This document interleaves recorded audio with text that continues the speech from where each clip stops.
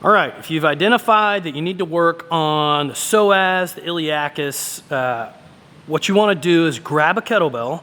And now if you're going to do this first version, I'm going to show you 2 different ways to do this. If you're going to do the first one, you could get a bigger kettlebell. It's a little more stable, but I'm going to use this in a different way in a sec, so I'm just going to show you. This is a 26-pound weight.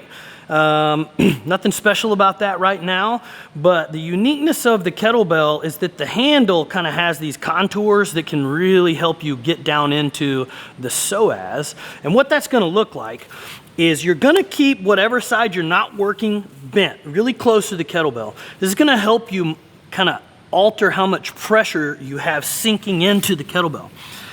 You're going to have the handle on the right side. So if midline is belly button, you want to be to the right of that. It's pretty intuitive once you get here, but then you're just going to start sinking in. You might need to take several breaths to be able to sink all the way down to the psoas, but you can get there from here. And it's a good indication you're on it. If you can push your knee into the ground a little bit, don't let the abs engage, that'll force the handle out. But if you can push the knee into the ground and it increases the sensation you have, that means you're on the psoas, and that's great. So you can just take breaths here. If you can add a little movement, that's better by driving the knee in a bit. And you want to spend maybe 90 seconds or 2 minutes just sinking in and working through some of that stiffness. It's going to get down into the psoas. It's also tying in some abdominals, some obliques.